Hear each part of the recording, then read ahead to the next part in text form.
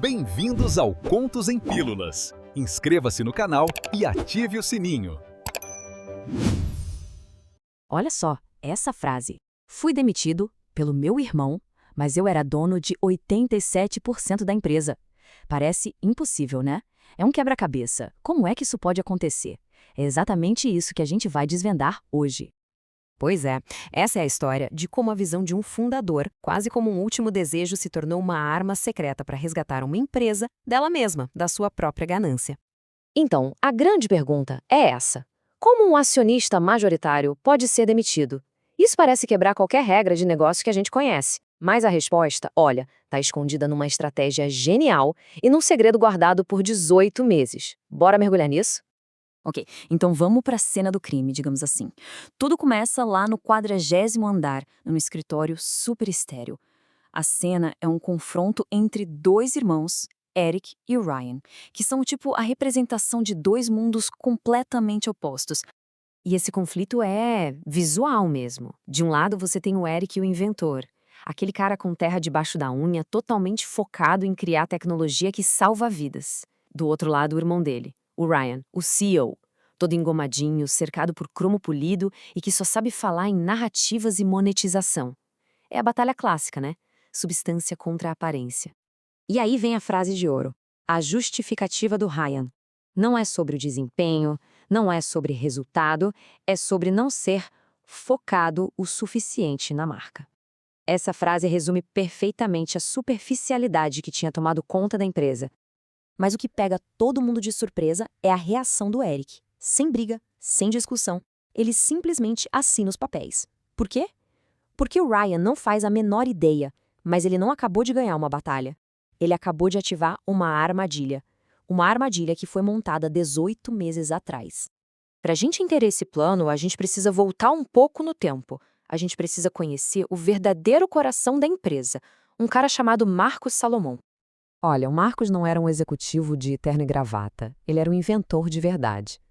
Ele e o Eric começaram a Frontier Diagnostics num porão, com aquela crença de que a tecnologia devia servir às pessoas. O mantra dele era: o obstáculo é o caminho, e a regra de ouro era: dados são a verdade. Isso era o DNA da empresa. E foi ele quem previu que, um dia, essa cultura estaria em perigo. E essa aqui foi a solução dele. Antes de morrer, o Marcos não deixou as ações direto para o Eric. Ele foi mais esperto. Ele colocou tudo num trust. Pensa nisso como um cofre legal, sabe? Uma entidade independente com uma única regra de ferro: proteger a missão original da empresa, não importa quem estivesse no comando. Então, aqui está o pulo do gato. A Sabine, que é a curadora do Trust, permite que o Ryan vire CEO, mas, secretamente, ela inicia um período de avaliação de 18 meses. E quem é o agente secreto dela lá dentro, juntando todos os dados para provar se o Ryan estava ou não violando a missão? O próprio Eric. A demissão não foi o fim do Eric, foi a peça final, a prova que ele precisava.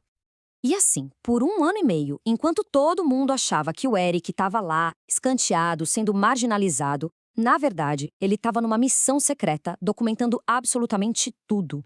Essa linha do tempo mostra bem a escalada do desastre. Não foram só decisões ruins, foi um padrão de negligência.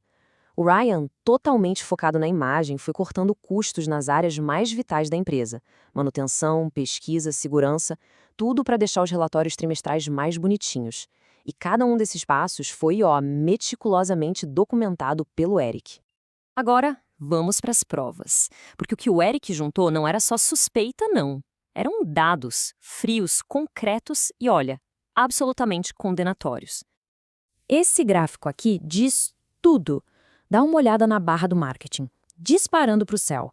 Agora, olha para a pesquisa e manutenção, que eram os pilares da empresa. Os orçamentos foram simplesmente dizimados. O Ryan estava construindo uma fachada linda, enquanto a fundação da casa apodrecia por dentro. E os dados vieram de gente de dentro, gente leal que viu o que estava acontecendo. O Tony, gerente de operações, relatou que os equipamentos estavam falhando. A doutora Johnson teve o projeto dela de previsão de AVC cancelado para financiar um podcast.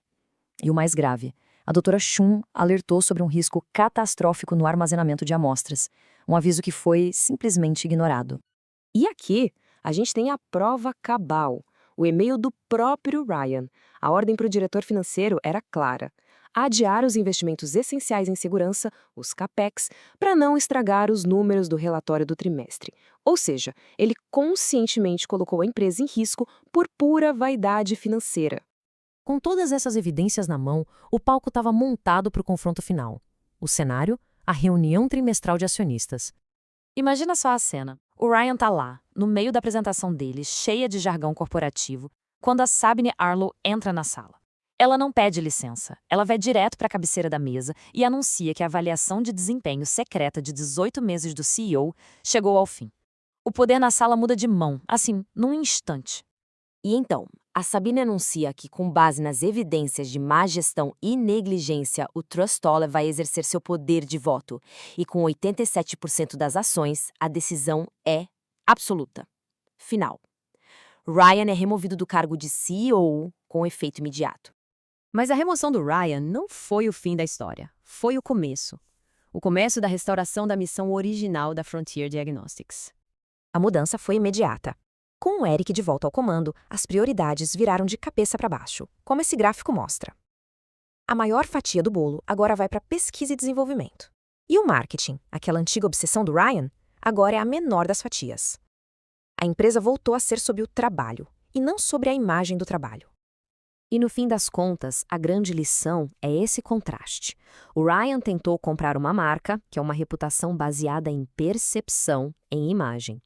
Já o Marcos e o Eric, eles construíram um legado, uma reputação conquistada com integridade. Uma marca pode desaparecer no próximo relatório trimestral. Um legado, como a gente viu, se defende sozinho. E isso tudo deixa uma pergunta para a gente pensar. A história do Eric e do Ryan é bem dramática, claro, mas o conflito principal é universal. É a escolha entre o caminho fácil, focado na aparência, e o caminho difícil, construído sobre integridade. Fica a reflexão. Qual desses caminhos leva a um resultado que realmente dura?